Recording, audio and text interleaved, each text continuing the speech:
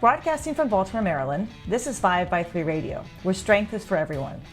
I'm your host, Emily Sokolinski, owner of 5x3 Training, a strength and conditioning gym in Baltimore, along with my co-host, Rebecca Fishburne, founder of Cornerstone Strength Maryland. Each week, Rebecca and I will discuss the ins and outs of strength training, why there is a no one-size-fits-all approach, and why strength is so important in our daily lives. Thanks for spending some time with us today. Now, on with the show. All right, so hi everybody, welcome back to 5x3 Radio with Rebecca. We have a very special guest with us today on our podcast. One of my 5x3 members has so kindly joined us to discuss his training over the past 2 years here at 5x3. So I'm going to turn it over to Manny. Introduce yourself, sir, and give us an idea of who you are, and we're going to take it from there. So all right. nice and quick, right into it. All right, so my name is Manny Rechthand, and I'm 74 years old. I'm a retired physician. I used to be a neurologist. I'm still a neurologist, but I don't practice anymore. But I used to be a practicing doctor, and I've been training in 5x3 for about 2.5 years. I initially started, what happened was that I've always been interested in exercise. Not sure exactly why, but I've been exercising.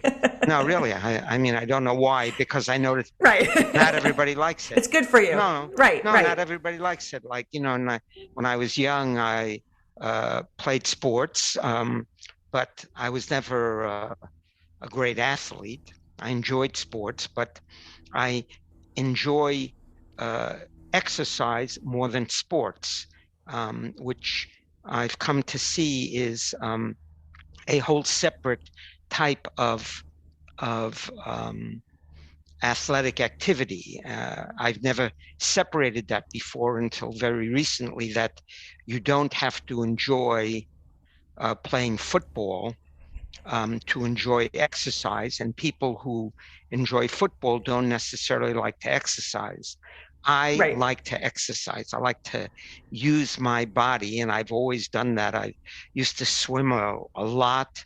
I started out swimming 30, 40, 50 years ago even, and then I injured my shoulder. I had to stop that, but I've always enjoyed exercise itself. About a couple of years ago, I got introduced to barbell training, and I decided to pursue it by I stumbled across a book called Starting Strength by Mark Ripito. Mm-hmm. And it was a real eye-opener. It was a mind-opener. I had never read a book like that before. So tell everybody how old you were when you discovered this book, when you started reading this book. I guess probably I started reading it when I was around 71. So you just turned 74 in October. Right. So you started training, like kind of officially, seriously training about 2.5 years ago. Yeah.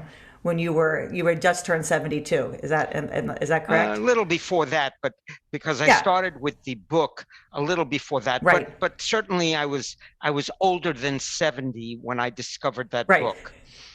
So I wanted to let people know that. So yeah, Rebecca. And then I'm also curious, Manny, because I mean, you've just given one example of the type of exercise that you enjoyed doing before the swimming. But had you done weight training previously, or had you primarily done more cardiovascular exercise? Well, I started out with swimming. Over the years, I've been going to gyms where I've done some weight training, but never really knowing what I was doing. I was trying to do it on my own. And I realized in retrospect that, it was really silly to do that, because in weight training, if you don't know what you're doing, you're probably harming yourself more than helping yourself. And I've had some personal training before. And again, in retrospect, unless you get trained by somebody who knows what they're doing, Right. you're probably harming yourself more than doing yourself any good. I had been going where I was really introduced to barbell training in any formal sense was I was doing CrossFit for a while. And I started that in my, when I was, probably just before I was around, just after I turned 65. So I was Oh, doing, yeah. Nice. yeah, I was certainly one of the The oldest. the older people doing that. But as I said, I've always been or frequently been the oldest person around because I just again, I'm going to say I can't understand why. I just like exercise. Yeah, you like moving your Yeah, body. yeah. Yeah. So Yeah. I started with that.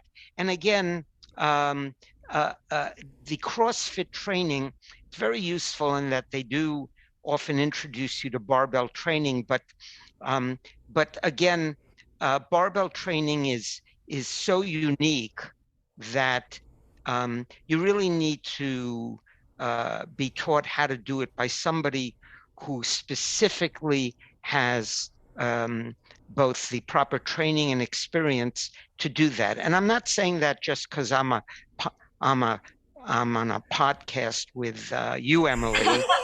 I mean, what I want to clarify here is that I'm sort of a serious person, Yes. and I'm the reason I agreed to do the podcast was, first of all, I'm not going to try to sell anything. I'm not going to try to tell anybody that that what I say is the truth. I'm simply going to discuss my own experience with it and my own understanding of it.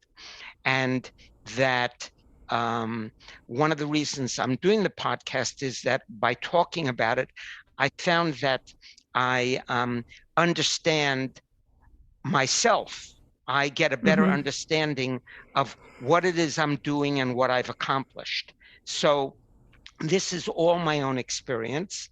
And I'm going to pick up again about the idea that I picked up the book. And I would say that that book is one of the best books ever written on a subject. And since I've come from a background, I've had a lot of years of schooling, I would say that that's a reasonably good recommendation on my part. I've read a lot during my life, and I'm not going to tell you it is equivalent to, great books written by Charles Dickens or Herman Melville, but I have to say to you that Mark Ripito, he is a controversial figure, but Mark Ripito has written, in my opinion, well, it's not my opinion, I'm just saying, he's written the best exercise book I've ever read, because for me, the criteria for a good book, a good nonfiction book, a good book that is trying to give you some truth and facts, is that when you read it, each line is packed with information.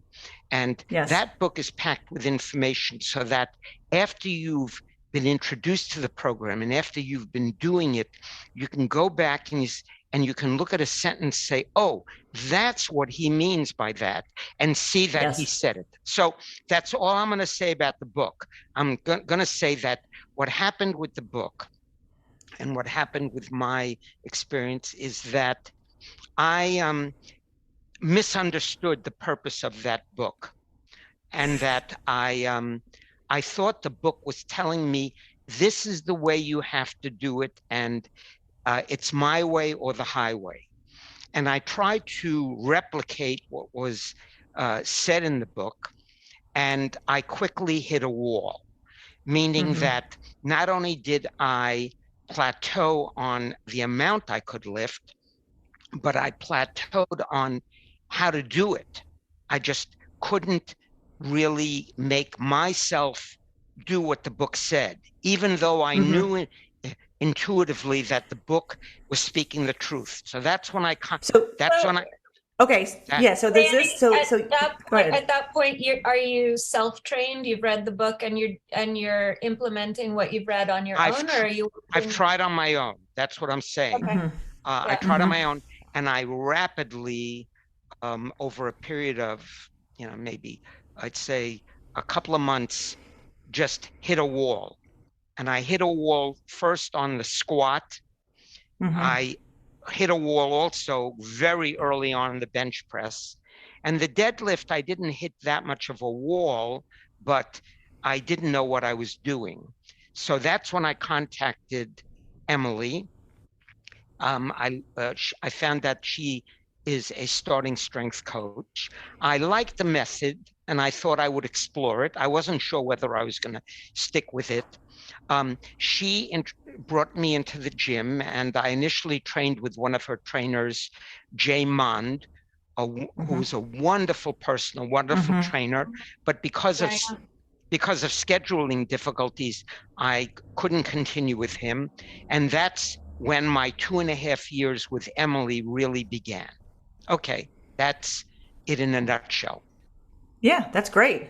That's great. That's exactly it. So were you training at the CrossFit gym, Manny, when you were initially working on the program yourself? No, because that coincided with the onset of COVID, and so I couldn't go to the gym anymore.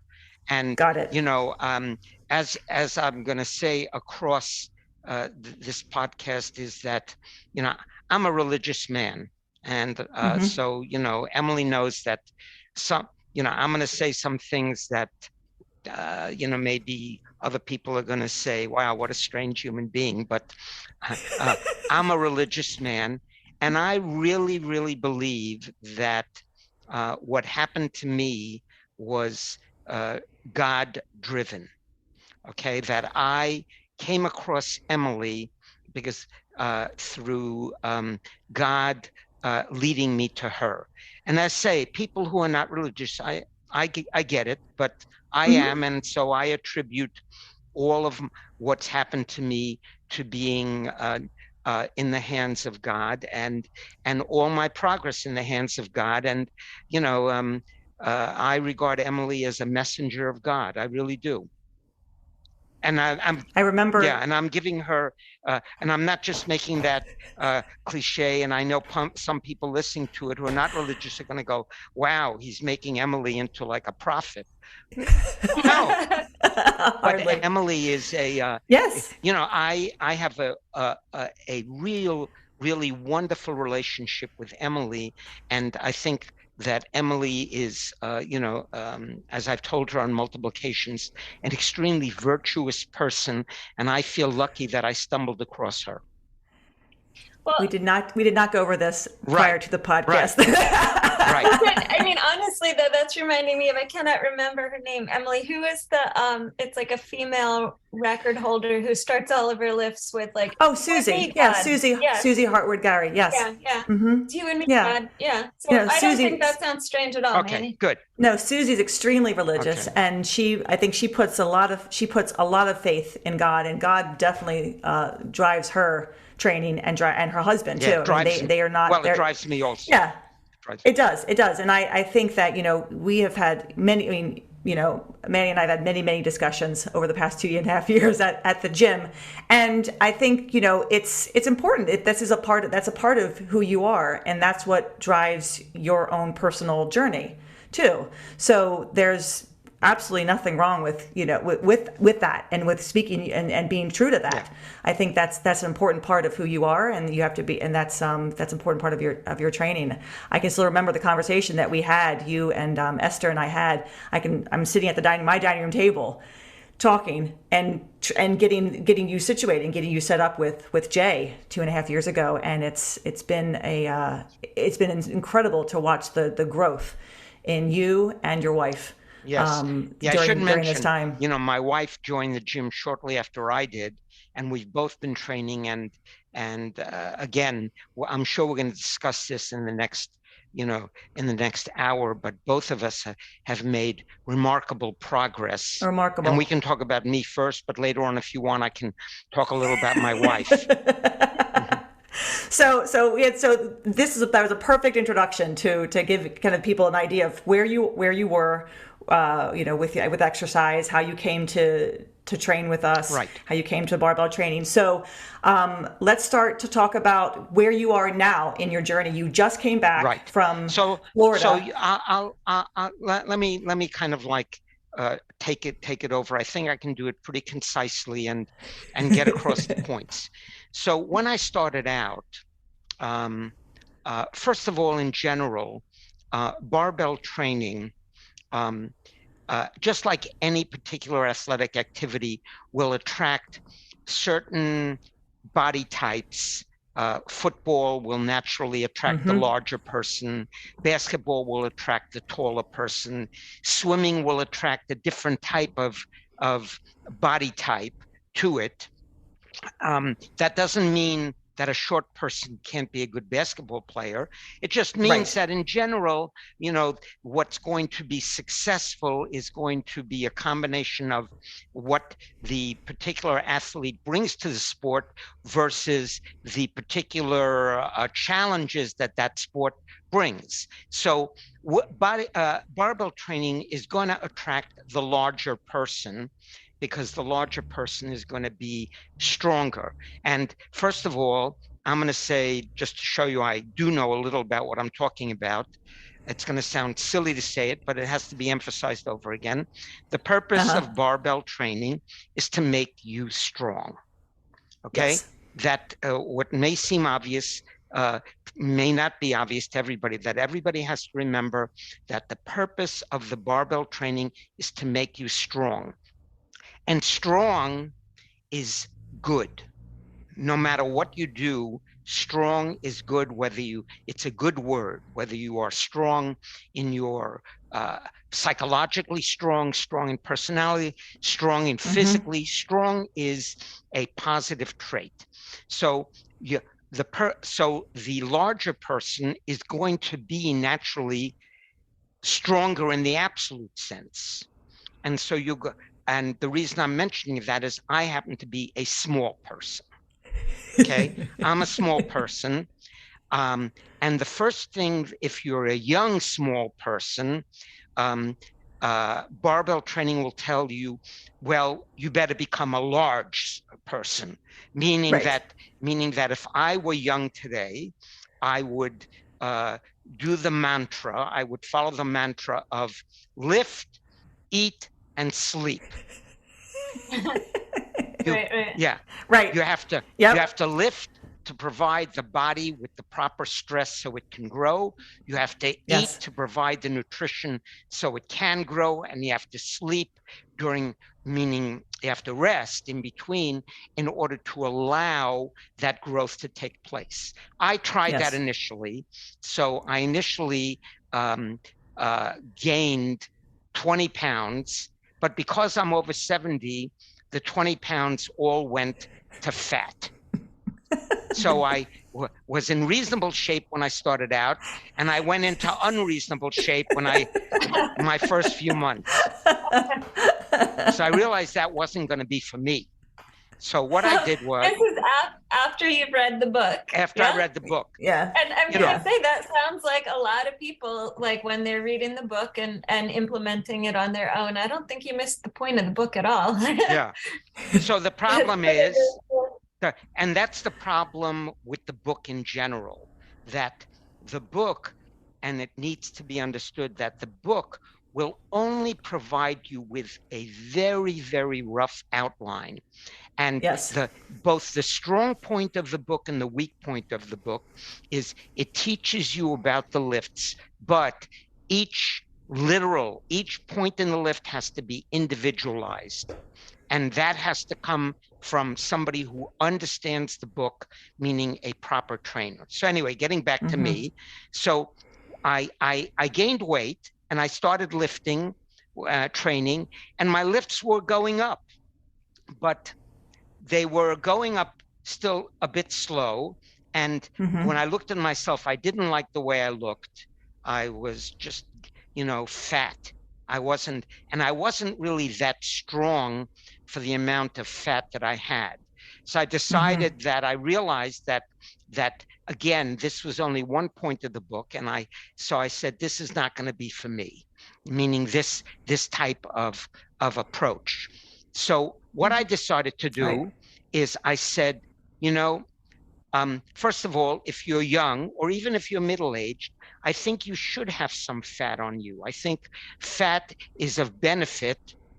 Absolutely. Because it will give you the proper energy and proper, if you will, if what I'll call it, environment for your muscles to grow.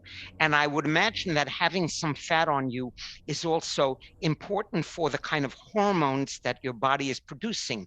Good hormones, in other words, not bad, good hormones that will allow you to grow.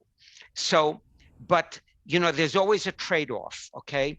If you get too fat, then what you're doing is you're carrying around extra weight that is not helping you be strong. So as is true in all of life, I don't have to tell anybody, it's a balance. You have to, you have to kind of find a balance between having enough nutrients on you to help you grow and not having too many there that you're storing a lot of fat, which will help you not be as strong as you can. Now, we've talked about that. Rebecca and I have talked about that before upon the podcast about, do I need to gain weight in order to get stronger? And often it's, well, it depends. It depends on who you are, your body type, your goals, and and your age. A young 17-year-old, yes, should be eating and lifting and eating as much as possible. A 70-year-old needs to eat within reason for his or her ability to gain strength, build muscle, and it's going to be completely different. It's a completely different thing. So I'm going on with my journey. I haven't forgotten why I'm here.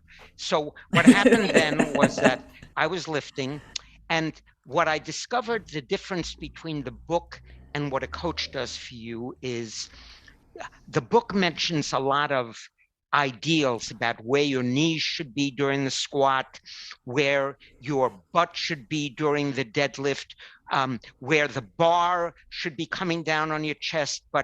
And you try at least I try to look like the book, and I was hitting a wall. And when Emily, when you took over, you made me realize that that's an ideal and it has to be made for the individual. So once I got that concept under, then I began to make progress with my lifts, okay? And in addition, like I said, I decided that, and I began to also realize, and this is, I think, a very important point for anybody that does barbell training.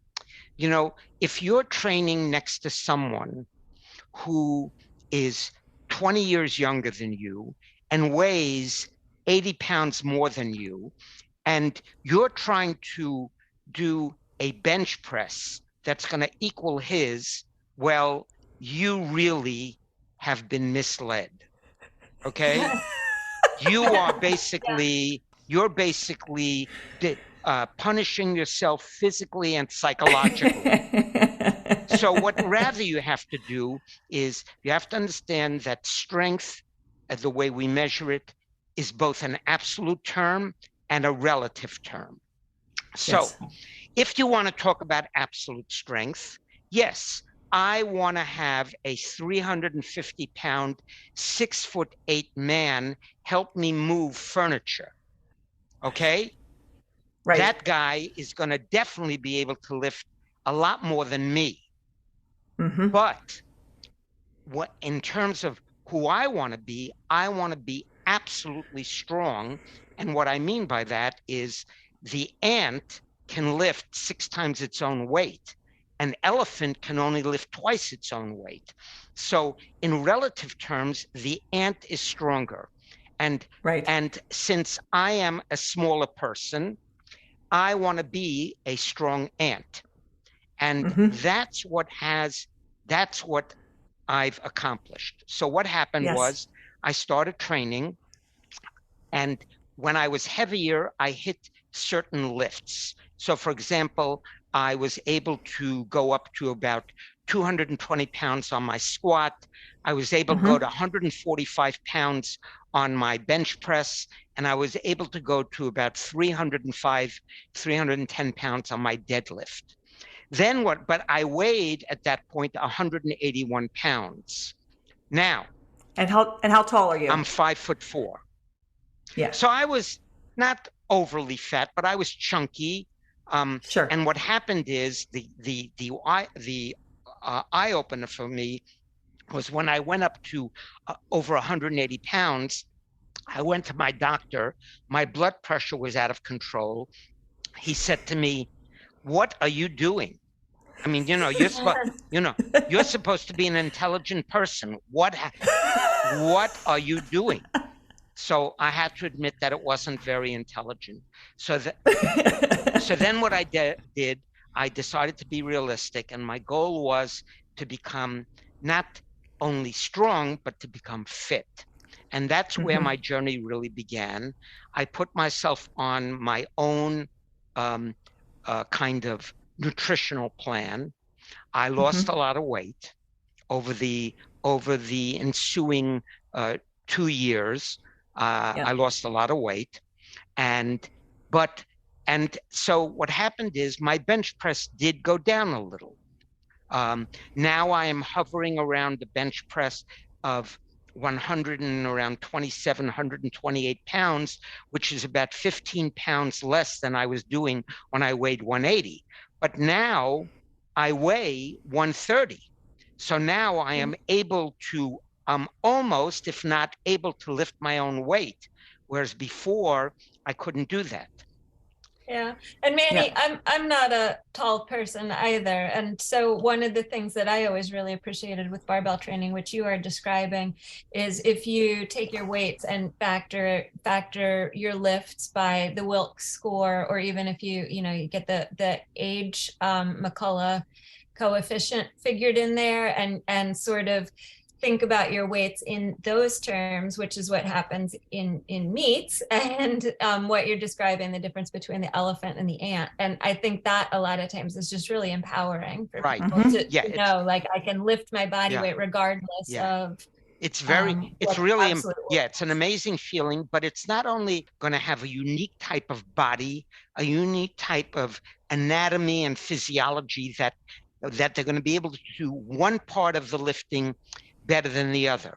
My body just fit very well into the deadlift. And so my deadlift, even though I lost a lot of weight, my deadlift kept on progressing and progressing. Right. So to kind of end it in a nutshell, after 2.5 years of training, what I did was, I did, for some reason, about 6 months ago, a little earlier actually, I became interested in competition, and we can talk about that later on. I'm not going to go into detail why I became interested, but I became interested in competition, and I decided to do what I would call really an insane thing at my age, to compete, because most competitors who are older have been training for 20, 30, 40 years. So my decision to compete was really pretty a little off, but I don't regret it. So I decided to compete, and I went to a couple of meets, and I did very well. And so as Emily said, I just came back about 3-4 weeks ago from a meet in Florida.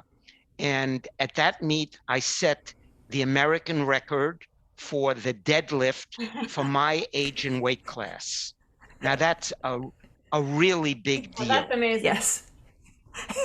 When he told me his plan was to go to Florida and compete and break the American record, I went, okay. we could try that. Sure. We had a lot of discussion about training and programming, and it went up and down and bumpy, but I did it. Now, you did it. Now, let me get to the main thing. Competing and having the record obviously feels amazing. Okay. But I'm telling you, I'm being honest with you. for me, the competition, going to competition, is probably due to my own what you would call inner demons, my own psychological insecurities that I felt the need to compete. That's not true for everybody. I'm talking about for me. There's no need to compete if you do barbell training. Absolutely none. And in fact, I enjoy barbell training much better outside of the meet than I do for the meet. Barbell training can be very enjoyable. It becomes less enjoyable for me anyway when I have to compete, but because you're not able to really do what barbell training is supposed to be, which is go on a program where you are gradually getting stronger and stronger, because when you compete, the program you're doing is really a program of displaying your strength as opposed to allowing yourself to get stronger. Right. So what I'm trying to get across is that having the record feels great, but that's not what barbell training, the benefits of it, is really about. So let me just backtrack a little. When I came into doing the program with Emily, my knees ached. I had all kinds of knee aches. And after 2.5 years, I have some knee aches. They didn't fully go away, but my knees feel so much better. I used to be able, when I walked down the steps, my knees would just really hurt me, probably due to a whole bunch of tendinopathies there. And I'm not going to tell you it was a cure-all. My knees still bother me, but after 2.5 years of training, they probably bother me less, okay? And that's number one. Number two, what the training has done for me is it's really transformed me, okay? And I use that word, I was very careful why I'm using that word. Before I used that word, I was very careful about it, what I was going to say. It's completely transformed me, not only physically, but mentally. And the reason I'm saying that is that when I was growing up, as I said, I wasn't a great athlete. If you ask any man, men tend to have a lot of macho about them. Every man, I don't care what you say. Every man has this mind. And many women also feel the need to kind of be a bit macho. And the reason, so if you ask any man what kind of athlete he was when he was young, 90% will say, I wasn't a great athlete, but I was okay. And if you ask, that means that there are hardly any men in the world that were bad athletes, because according to everybody, they were okay. Everybody was okay. That's like, saying that, when you have children. Oh, and let me say something else before introduce a little. I'm married, been happily married for over 40 years. I have 4 children. I have grandchildren. So I am a regular kind of guy. I love my family and they come first. So let me get that out of the way, that I'm a regular person doing barbell training. Okay. So having said that, so if you ask, so just like we say about all of our children, if you have children, you say, yeah, my child is intelligent, he just doesn't put in the effort. So according to that, there are no unintelligent children in the world, and there are no unathletic men in the world. Now, that's not true, okay? Of course not. So I'll say that I was probably on the other side of the athletic scale, meaning, and again, I don't want to say I'm a bad athlete, but I wasn't a great athlete. And going forward in my life, I never regarded myself as an athlete. And that was okay. We all can't be athletes. I never regarded myself as an athlete. And I think that that is because athletics in the United States and around the world is judged by certain sports. Like in America, we allowed football and basketball and baseball because those are things that people like to watch. And you'll find that most people who like those sports don't play them. They like to watch them. So, and if somebody calls himself an athlete, it means he's good at watching somebody else perform, you know? Okay. But but what the weightlifting has done for me, the powerlifting, I'm an athlete. Yeah. And the definition of an athlete is somebody who trains to become strong and agile. I am a true athlete. Yes. And that has been one of the major changes in the way I look at myself that this has done for me. So now, even if I didn't compete, I'm an athlete because I can do something that is just incredible. Yes. And so when I walk around now, I walk around as an athlete. Now, what does that mean? Okay. You used a word before that I don't like. The word is empower. Okay. But it's a word I don't like because it's overused. But what I think it means is that, for me anyway, it means that I look at myself differently. Now, since I am a small man, okay, let's say tomorrow that I'm on the street, and I grew up in a pretty rough neighborhood in New York City when I was young, and I was constantly being confronted with my own, what I would call, weakness. You know, I went to a rough school, got picked on, was bullied, and it's a problem for a lot of kids. Bullying has been around forever. Yep. So I was bullied. Sometimes I fought back a little, sometimes I didn't, but I felt vulnerable. And I felt that I was always had to be on the lookout. And I'm sure, and I'm going to say something again, I don't know, but I'm sure women feel like that all the time because this is a world where physical power seems to play a big role.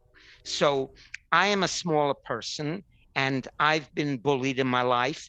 And as an adult, I've had certain confrontations on the street where the other guy was just bigger than me and I had to walk away. Now, what this has done for me is I am a different person than I was 2 years ago. Right. In other words, yes, I'm small. God made me small. And that's just the way he made me. But just because I'm small doesn't mean that I'm less of a person. No, I'm just as powerful a person as the big guy. And I have my own unique abilities. And I may win a fight against him. But the point is, if I don't, it doesn't mean that I am not an amazing athlete. Right. I'm an amazing athlete because I am strong. I keep thinking about, as you're using the word athlete, Sully, I'm thinking about Dr. Sullivan, right, in his book, The Barbell Prescription. I mean, and that's exactly what he emphasizes in his book, that he works only with athletes who are 50 and older. Right? That's who he works with. He doesn't work with younger people. He strives to make them see the athleticism that they have, right? That they can be more and get stronger and do more than what they think they can and help themselves have a better quality of life. And athlete, that word athlete, is throughout his book. Right? I mean, and he calls them athletes of aging, but I just see them as athletes. I mean, we're doing something, especially people who train consistently and who train intelligently and who can speak about their training. I think, and that's what you're doing. You're speaking about your own training. And actually, I'm more than just an athlete. I'm a really amazing athlete. Yes. Now, what does that mean? Okay, I have. I'm not going to mention who it is. I have a relative who's a really good baseball player, and he's very good. And I think, though, that he regards being an athlete is being able to throw a ball, catch a ball, run fast, and and if you can't do those things, you're not an athlete. Well, that is again a culturally narrow definition of an athlete, because there are some amazing swimmers in the world that probably can't catch a baseball to save their lives, but they are just amazing. And they're amazing athletes in different sports, but we have a very narrow view of an athlete. So it's true, there are going to be some people who are amazing baseball players who are not great power lifters. And that's okay, because, an athlete is a person who can do something. He doesn't have to be great at it. That's right. So I happen to be good at one particular lift, and I'm very good at it for my age. But even if I weren't, I'd still be an athlete. And somebody who trains in barbell training will become an athlete no matter what. Okay, that's important. That's a point. So getting back to what I was saying. So the most important change for me that this training has done is really the psychological aspect. I have to say, more than the physical. Okay, I can do remarkable things. And one of the really nice things about barbell training, the squat, the bench press, the overhead press, and the deadlift are true compound lifts. And that means that you have to use multiple muscles to achieve the lift. And in so doing, you not only train each muscle to get stronger, but more importantly, you train them to work in a coordinated manner, meaning you're training your nervous system to do these things together. And that's very important in everyday functioning. As we know, the word functional skills are overused, because somebody who is doing biceps curls alone and, just doing for the biceps to make them bigger, we say, well, yeah, I'm doing functional training. You need big biceps. And I would argue to say, the function may be to look nice, but you got to tell me what the function of having a 25-inch biceps and not being able to stand up straight is. Okay. Right. So the beauty of the barbell training is that it's used to teach, to what I would call train the body to do what it's naturally been created to do. Now, the big question comes, if God created this beautiful body, which he did, why doesn't it just maintain itself without doing training? That is an existential question that I can't answer. For another podcast. But I can answer it in a nutshell. Yes. The world is created to both move forward towards order and immediately to be destroyed backwards. And it's a job of the human being to keep it in its order. So when God gave you your beautiful body, he didn't say you can just sit back and it'll do its own. No. As you get older, if you don't use your body properly, it's going to naturally deteriorate. And especially as when you reach old age, if you don't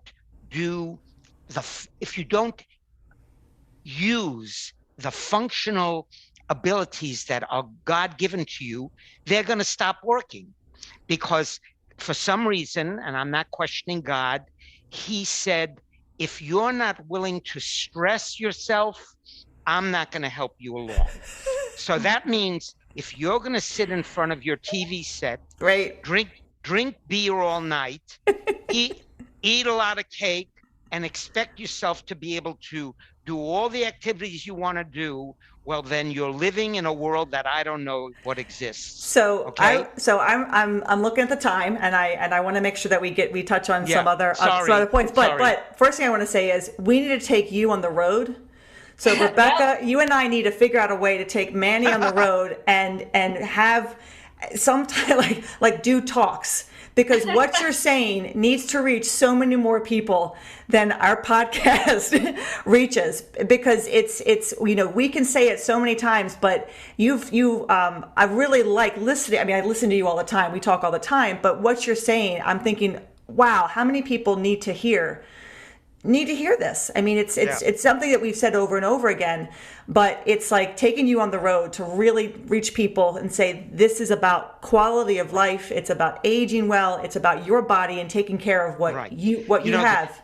You have to help yourself along, both the way you eat and what you do. And it has to be hard. It's not going to be easy. And if it's not hard, then you're probably not doing it correctly. You have to stress the system to maintain it and have it grow. That means you have to stress your mind and you have to stress your body. And now I'm going to say, and what happens is, if you do that, I actually find the stress itself to be enjoyable. I know that's hard to understand, but the stress itself becomes pleasurable. Meaning, yes, when I'm at the bottom of a squat and I'm not sure I'm going to be able to get out, that doesn't feel good. But what happens is when you get up and afterwards, it is a feeling that you cannot replicate by any other activity. Right. So therefore, I'm saying again, because I know time is limited, doing the barbell training has transformed who I am. And I am I look at myself differently. I look at other people differently. And I've become, again, this is strange to understand, I've become a lot smarter. I'm more intelligent after 2.5 years of barbell training than I was before. Now, I can't explain that. In other words, I am actually more intelligent than I was 2.5 years ago. And I went through so many years of schooling. I mean, it's absurd. So I've become more intelligent. I've become a nicer person. And the reason for that is because I'm more confident in who I am, I now no longer have to kind of like be kind of put up a front. I'm a nicer person because I am more confident in who I am. I'm a better husband. I'm just a better person. And that's what the training has done for me. I'm going to take it over to you. You can ask questions. That's interesting to think. I want to go back to just when you're talking about that you feel you're more intelligent, but you're nicer. We talk a lot about the confidence, right? But we never say what having more confidence or more self-esteem actually can transforms you and makes you a different person. We just kind of like leave it at that. So it's interesting to hear that side of it. I don't think we've ever talked about that. Well, Rebecca. I think what happens is when you get bullied, or when you try to build up your self-esteem, I think it's an inborn human trait that, and I do it myself still, we tend to, number one, humans compare themselves to other humans. It's a tough thing not to do, but we do it. And, you have to figure out, how am I going to do this in an intelligent, nice manner that's going to benefit me and not harm the other person? So we compare ourselves to other humans, and quite often we build up our self-esteem by kind of degrading the other person, saying, oh, well, I'm stronger than him. But that's one thing. And then we say, and he's a weakling, or I live a better life than him. I'm a better person than he is. And if you think about it, that doesn't really make you a better person. Right. So to say, well, I am better than him. So what I'm going to do is I'm going to go bully him to show him what a loser he is. That basically is very destructive. I don't have to bully anybody. Okay, I am I don't have to bully anybody. I have great confidence in myself now and again, it's intelligent confidence. I'm not going to go out and challenge anybody, even somebody my own size, could probably beat me up. But that's not what my esteem is from. My esteem comes from the fact that I am an intelligent, strong person, okay, who is a loving life. I love life. I mean, I have never loved life more than I have over the last 2 years. And if you love life, well, what could be better than that? What does God want you to do? He wants you to live an ethical life, and you have to love it. And the way you love it is by, I can't give you the formula for it. For me, certainly the barbell training has been a major part of that. I tell you, he's a postcard for barbell training. I mean, you've said questions. I feel like, you've answered so many questions that we would have asked you already. You kind of you gave it to us all in within your own. Yeah. Now I have to say, I have to say a little more. That again, I'm going to emphasize so just nobody gets the wrong idea. If somebody is going to listen to this, I would strongly advise them. And again, I'm not here to sell anything or to tell anybody how to run their life. I'm not telling you that barbell training is the only way to exercise. What tends to happen to people is that people do things and they say, well, I know the right approach. Everybody seems to have the answer.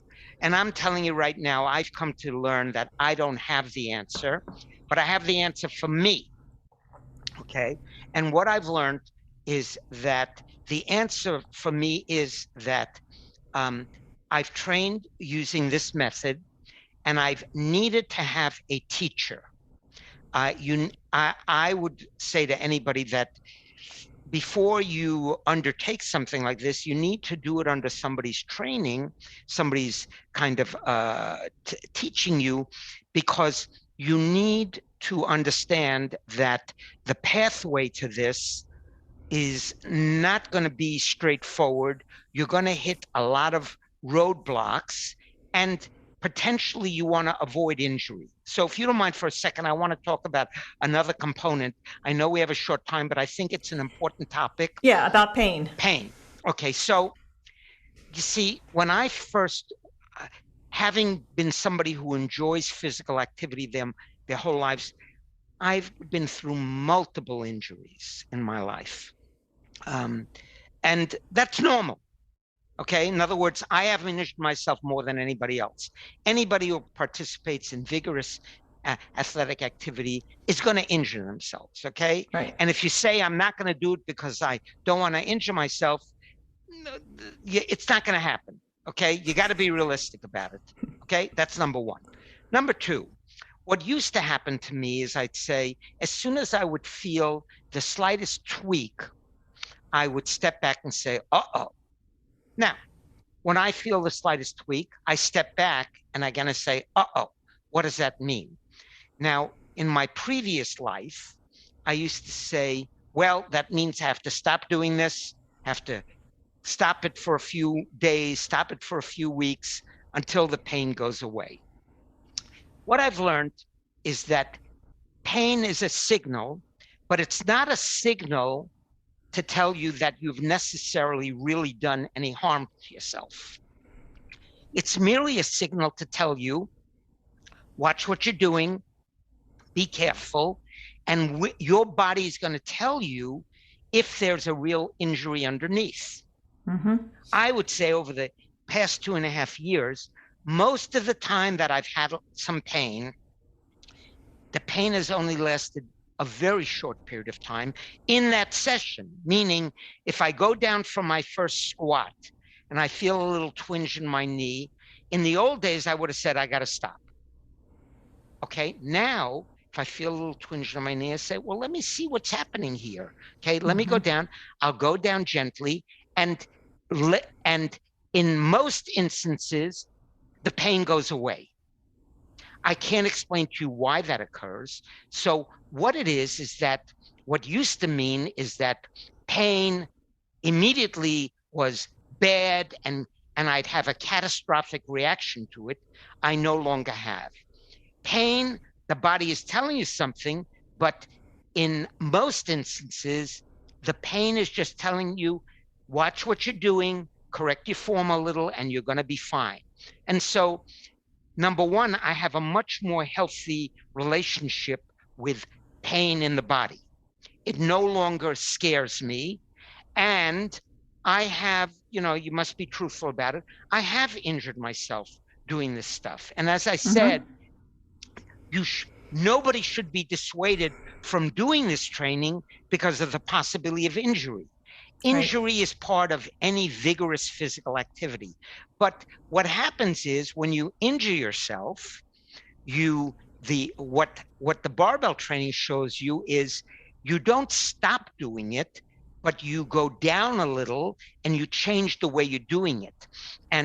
And really what's very interesting is that if you watch the progress of physical therapy over the past few years, physical therapists have now gradually come on board to this approach, because it used to be when you went online and read some things physical therapists write, they write, as soon as you get a pain, apply cold and stop doing everything you do for the next 10 years. Okay? Because you got to get better. That's no longer the approach. And the reason that's no longer the approach is because it makes no sense. In other words, what you want to do is, if you get a slight injury, you need to let the body function with that injury so that it will heal itself in a way that will allow you to do the movement. But if you don't do the movement, the body will never learn to heal itself and allow you to function onward.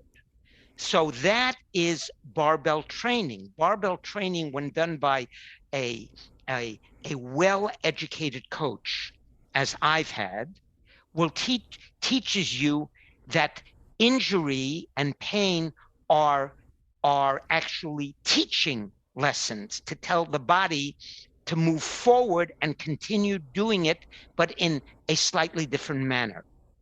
So what happens is that as you go through these injuries or little painful episodes and you continue, you find that you're functioning beautifully, you're stronger, and you still get a little pain. But pain no longer stops you from functioning. It no longer gives you you're no longer the person who is a slave to pain. And having gone through that, I also have to tell you that when you go to your doctor, okay, I'm a doctor, so I can say this. I can talk like a doctor. I was a doctor. And when I say I was a doctor, it doesn't mean I was a doctor of the French language, okay? I was a medical doctor, okay? I took care of sick people. And what I've learned is that, I went, I suffered a knee injury years ago, and my doctor said to me, don't you squat, okay, never squat again. And it wasn't from squatting I got it. I got it from roller skating with my grandkids. He said, don't you ever squat, okay, because squatting is horrible for you. And, I listened to him at the time. And when I started barbell training, I started squatting, and I said, oh my goodness, what is he going to think? Well, if he saw me today, I think he would faint, okay? Because at the time he saw me, I could only squat, do like a little few inches. I'm squatting now consistently. I don't know if your listeners understand, you can explain to them. I'm squatting consistently below parallel. Oh yeah, they know what that means. Yeah. Oh yeah. Meaning I go down deep and I come up.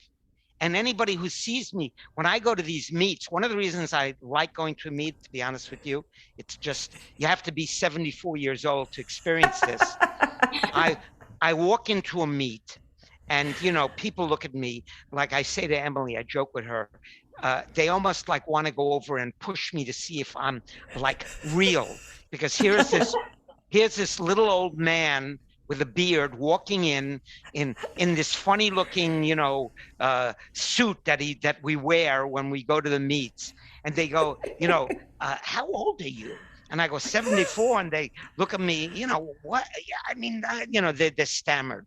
So I like to see the reaction. And when I walk out on stage, like nobody knows what to expect. Okay. And it doesn't matter what I lift. That's the amazing thing. When I go down for my first squat, I could do it with a feather and people would like cheer. When I go down and do my first below parallel squat, wow. I mean, if people were not held up by sitting in a chair, I think everybody would fall over. Because watching an old man do a below parallel squat is about the most amazing thing you can see in the world. Okay, so I like to go to meets just for that reaction. Okay, so that is some truth be told, this is the reason he competes. Yeah, I like to astound people. What say? I'm sorry, I didn't hear. Oh, I just said the purpose is to astound people. Yeah, it's astounding. And, like we talked about my wife before. So what happened to my wife, I'm just going to briefly deal with it. And then I know we're going to have to cut it off at some point. Yeah. I'll leave it up to you. My wife had injured herself we had both done the cross training together. She injured her knee during cross training, doing box squats. Now, I'll be honest with you, I was doing box squats. I'm going to say this now. Maybe I'll regret it later. Why a 70-year-old man should be doing box squats? You gotta convince me now. You gotta explain that to me. Why I was doing that. Okay. What do you mean? Wait. What do you mean? Squatting to a box or doing box jumps? Excuse me, box jumps. Box jumps, yeah, because I was going to say box jumps. Let's be clear. Box jumps, okay. Yeah, there's no reason. Yeah, why a 70-year-old man is doing box jumps, I don't know. And if you watch somebody, I'm just going to say for the CrossFit people, I don't want to, insult them. If you watch a 70-year-old man doing a box jump, he's not really jumping. What he's doing is he's getting about 2 inches off the ground and then tucking his legs up, and he's not getting anything out of it. And the only thing he's doing is making himself look like a fool. So why I was doing box jumps and why my wife was doing box jumps, I don't know, but she injured herself. Yeah. And she worked on it, went to physical therapy. It wasn't getting any better.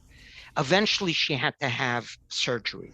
She had surgery and she wasn't getting any better. And, I felt so bad for her because she was always complaining about knee pain. And it was just, I felt bad. I love my wife and I felt bad for her. Anyway, I convinced her to come into the gym. And when she started out with Emily, she could do a squat. She went down, it's hard to describe it without a picture of it. She went down about, maybe like 6 inches to begin with, below where she started, or maybe a foot if she was down below, and she couldn't get much below that. She was stuck. And gradually over the 2 years, she started going deeper, adding more weight, deeper, more weight. My wife now does below parallel squatting with a more weight on her back than she weighs. And somebody looking at her from 2 years ago would say, oh my goodness, what is going on here? Okay. So what I'm really trying to say is that one of the things that I find about barbell training, and I know it sounds like I am like this evangelical about it, is that it's when you watch an old person like me or my wife, who's not as old as I am, but when you watch us do these moves, you go, what is going on here? I mean, like, how is this even possible to happen? And I would say that it's very possible. It makes perfect biological sense that you're doing what the body was made to do. It's just most people haven't been doing it, and so that's it. Yeah. I'll leave. No, that's fantastic. Like I said, I mean, I don't know about Rebecca, but all the questions that we had maybe in our heads that we would ask had been answered. For the most part. Is there anything that you didn't hear that you missed? Because I mean, I want to finish off with a story too. Yeah, I mean, I did just sort of have a question which you answered in parts throughout. I was curious about the reactions that you got from other people when you started barbell training, and you've given an example and talked about how your physician responded. Well, a lot of people, also your wife, yeah, but like a lot of people in the beginning. I'm just saying, a lot of people in the beginning really did try to discourage me. Everybody I spoke to said, "You're going to injure yourself." That was the big thing. I don't know, Manny, you're going to, and listen, I'm not going to tell you it didn't scare me, because when, like I told Emily from the very start that I'm really an experiment, because I'm doing an experiment on myself by the whole program, the way I eat, the way I lift. I don't know, I don't know anybody else who's done what I've done, or and so it's an experiment, and I can tell you that, I'm giving you the results of the experiment. I mean, right. It's really amazing. Yeah, that's interesting the way you're describing that you embarked upon this with a scientific mind. It was you started with some curiosity and a question, and like basically a hypothesis that you were testing. What will happen if I do this? Right. And maintained, it sounds like that sense of curiosity and wonder about what would happen, as opposed to falling prey to the fears that other people were trying to offer. You have to overcome those. And I bet you if I spoke to that person, I have in mind one person who particularly told me, a very intelligent physician who told me, Manny, you're going to injure yourself at some point.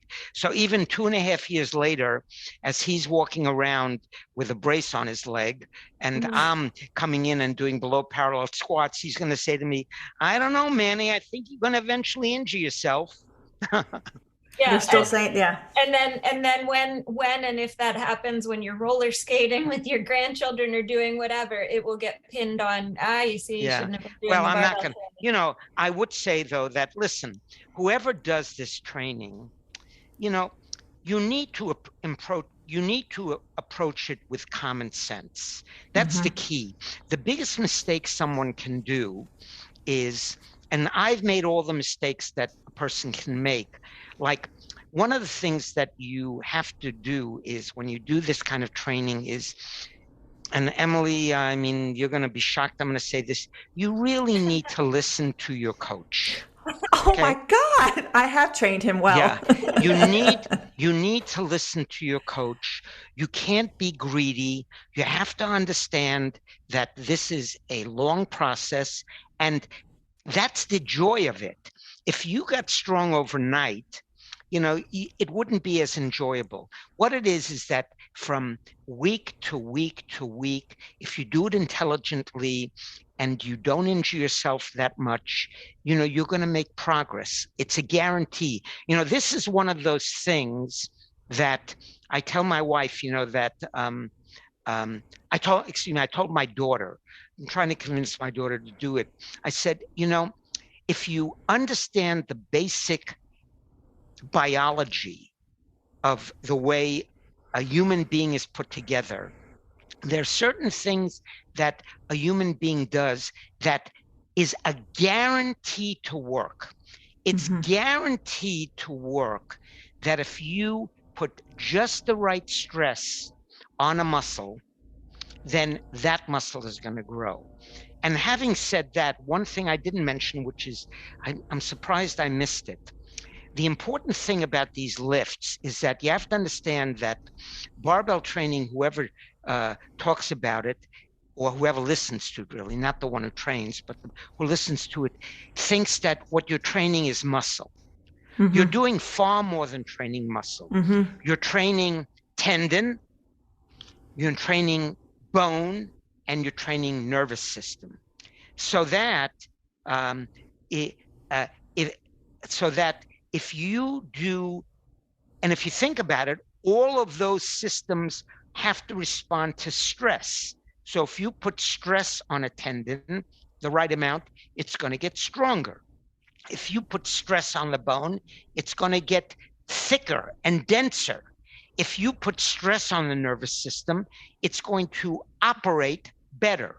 So training like this is going to basically make you function better.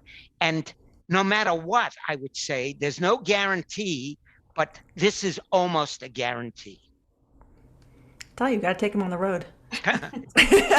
Take you on the road. No, just, in other words, I'm not trying to sell anything. I'm saying, but you are. The thing is, like, you are.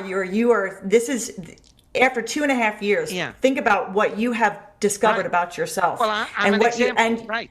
Yeah, and you're also, you are inquisitive, and you are a reader, and you research, and you look into things. I mean, I'll say this to the listeners: Manny this is the third meet you did was in Florida, right? The recent one. He's done 3 meets already. I have had no part in any. The first 2 meets, I didn't even know he had done a meet. Right, yeah. He told me after the fact. I was a little scared. He was a little scared to tell me. I was thrilled. I've been discouraged my whole life by other people, so I thought that I would be discouraged He's again learned. because whenever you put your foot out to a new territory, you usually get a lot of pushback. So one thing I can tell you, though, that the difficult thing for me is that I'm so far out of mainstream that I'm a little uncomfortable by it, because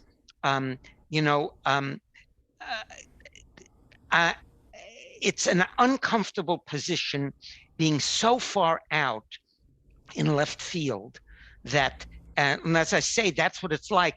Like I am signed up for another meet because I have one more thing to accomplish, I think. So when I called up for that meet, the person who ran it, when he found out that I'm in the second half of my 70s, according to the meet criteria, he really encouraged me to come. He said, we rarely get 70-year-olds at these meets, and he wants more to come because they represent a segment of the population that is ripe for doing this stuff. So, and everybody's interested in us, but they're interested in us because we look like anomalies. And the truth be told, we're not really anomalies. The only reason we're anomalies is because people are just scared to do this stuff. Yeah. So yeah. Yeah, no, I know I'm looking at the time, and I know you have to go, but I want to, before we end, I want to say I worked recently with one of my members, her father, who's in his late 60s, and he has his own exercise regimen that he does at home, and he is religious about his exercising. He does it like 5 times a week. He bikes. He's a fanatic, right? But she wanted him to be introduced to the barbell training because she wanted him to add to the program he's already doing. He doesn't have a lot of dumbbells at home, but he manages his program, and he saw his doctor recently, and his doctor asked him, what are you doing for exercise? He told him, he said, I wish I could take you around and tell all my patients what you're doing, because he's such a, he's very, very, very, he's very invested in it. He said to me, should I never stop doing this? When should I stop doing this? I said, never. Don't stop what you're doing. You can only add to what you're doing, right? I taught him how to deadlift, and I taught him how to bench, and he's going to add that into his program. Go to the UMBC gym. He works at UMBC. He's going to go to the UMBC gym once a week on top of the work he's doing at home. But he said to me, how long should I keep doing this? I said, forever. Yeah. forever because it's making you feel good. And he was so funny because he said, I do push-ups and I do these things where I walk out onto my hands. And I said, you mean inchworms? He said, yeah. And I said, and he just dropped down on the floor, did an inchworm. He's probably about 6'4", so a really tall guy with real long legs, and starts doing push-ups for me. And I'm looking at this like 67, 68-year-old man who just went down to the floor and started doing a bunch of push-ups with a huge grin on his face. Yeah. And I think a lot of people... go ahead. I'm sorry. I apologize. Yeah, I was going to say, I was just going to say, like, what you're talking about, you love to exercise. This man also loves to exercise. He loves the way his body feels, the way his body moves. Let me explain to you something also. And Emily, you know this about me, and I need to say it. You know, while exercise is part of my life, it's not the only thing I do. Right. And it would be false to say that because, to be honest with you, exercise I regard as important, but I think that for me anyway, again, I'm just going to say this is only for me. I want to be a well-rounded, well-balanced person. So I devote a lot of my time in reading, in studying. I spend a lot of my time with my family. You know, this is only one part of my life. And so I know that there are other people, and, you know, again, everybody does what they feel they want to do and what gives them pleasure, and that's fine.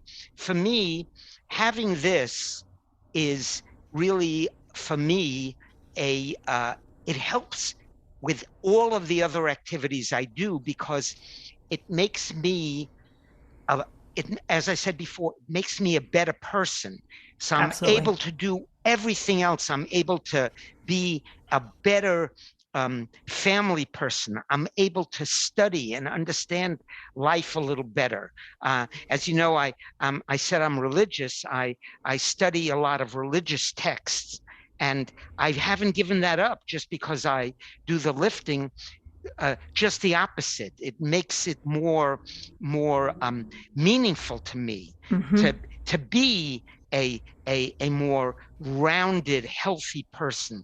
And I think I'm going to say it again, even though I knew I said I don't want to be doing this, but I seem to be harping at it, is that the concept of strength is so important. If you feel like you are strong, I don't mean strong that you can, like, you know, be like a prize fighter. I'm talking about physically and mentally strong, then it's going to spill over to your everyday life in what you do. Not only your physical activities, but your interactions with other people. It's going to make you into, and also, I guess you might say it makes you more interesting, but I wanted to hold back on that because, as you can tell, I could talk about barbell training for days on end because it's so interesting. And what happened was I went to this meet in Florida, and it happened to be a meet where there were multiple meets happening at once. And there were a lot of lifters there.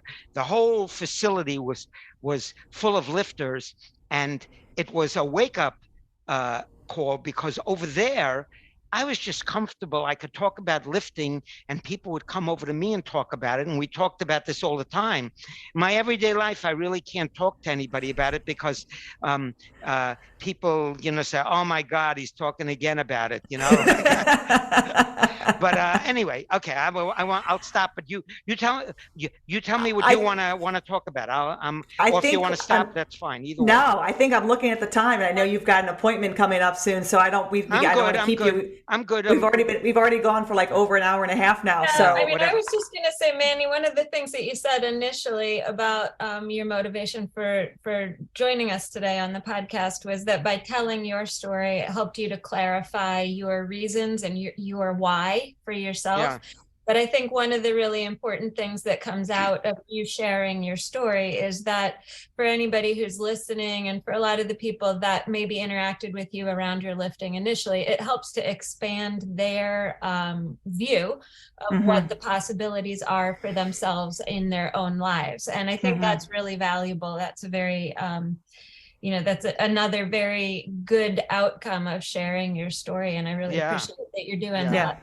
Thank you. I'm almost positive that I know of our listeners, some people who members of ours or other people who I know follow us and listen to this will definitely benefit from hearing your story. Some of them have already met you, but because oftentimes they need to kind of rewire their own thinking when it comes to their training. They're older.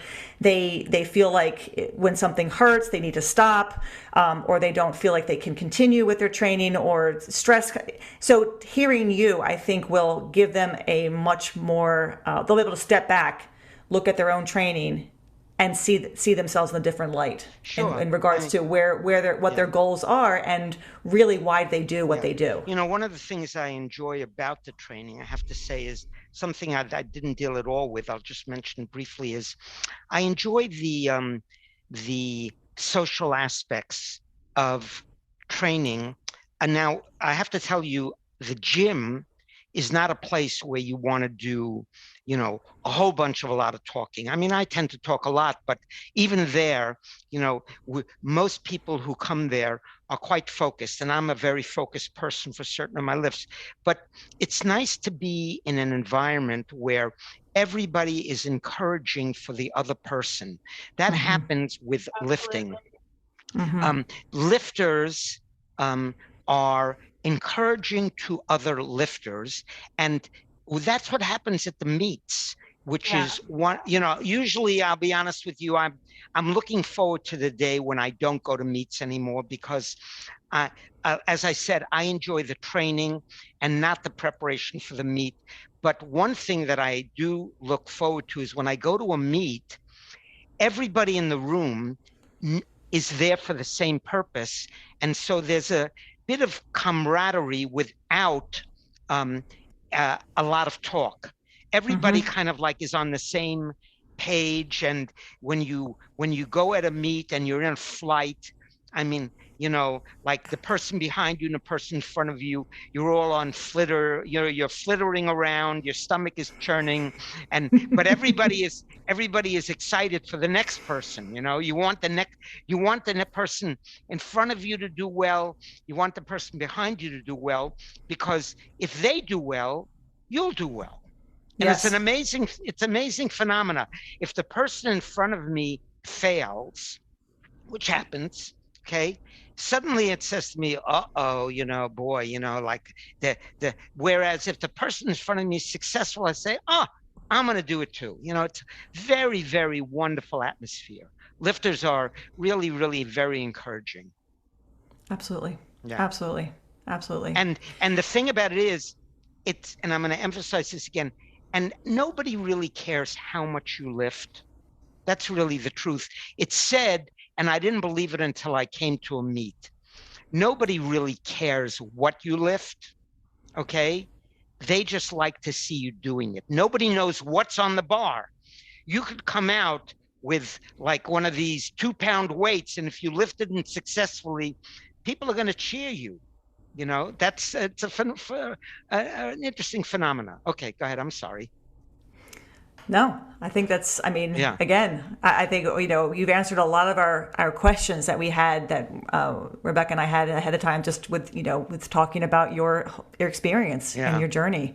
So I have no more questions. I don't know if Rebecca has questions, since I talk to you all the time. Yeah. I kept saying, remember that for the podcast. Remember that for the podcast. Everything I was wondering about, Manny touched on, and then there you go. Ended on a little more with one of the. No, this is fantastic. Good. Fantastic. Good. Thank you for joining us today. Thank you and sharing. Thank you for helping me understand what I'm doing so much better. I mean, it's like talking about it makes me realize, every time I talk about it, I realize more and more about, why I do it and what the benefit is, and, maybe how I can even do it better. Yeah. Hearing other people talking about their experiences makes me remember why I do what I do. And I'm nodding my head. Nobody can see us because, but we're nodding our heads, and I'm nodding my head in agreement, because I too feel the same way. I too do know the feeling of beginning this type of program, what it has done for me physically and mentally and emotionally, and how it has benefited others in the same way, and Right. to hear your side of it, to hear your story, and know that Esther, I know, doesn't, she may not feel the same way as you do in regards to the competition and competing, but what it has done for her, she looks forward to her sessions.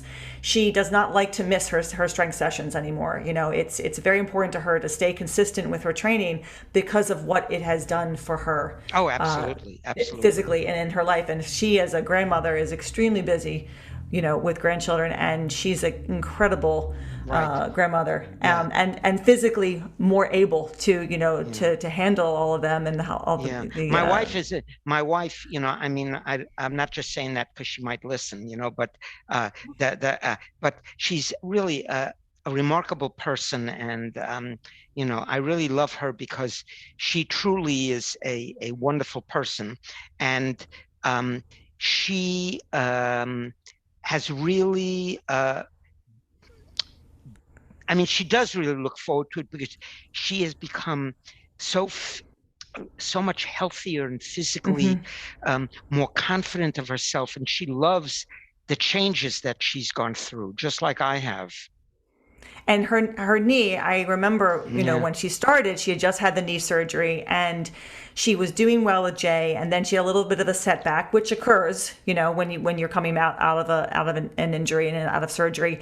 And when we started working together, we started real slow again. But the difference from her a year ago to now, just in everything, it just is a clear sign that this does work.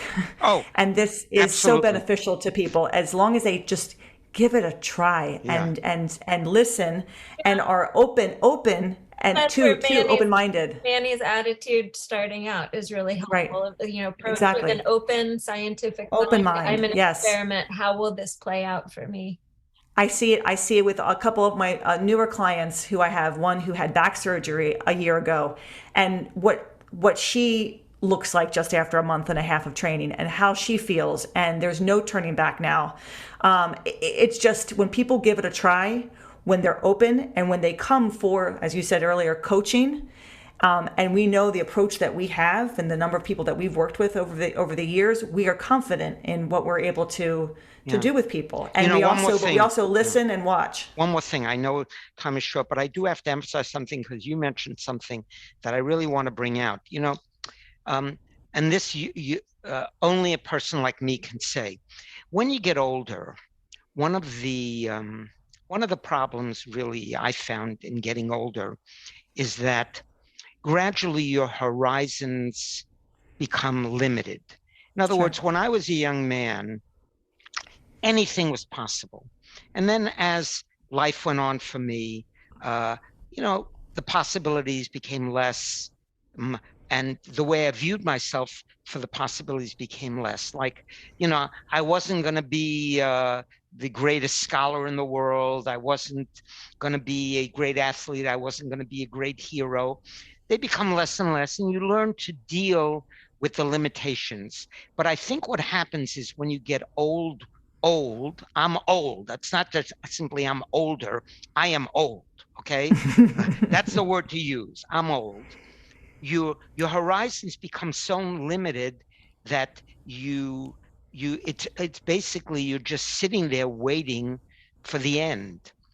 And no, I mean, I get it. You're sitting there waiting for the end. You plant your chair out on the beach in some sunny community, and you sit there all day long, and you just wait for the end. And that's not me.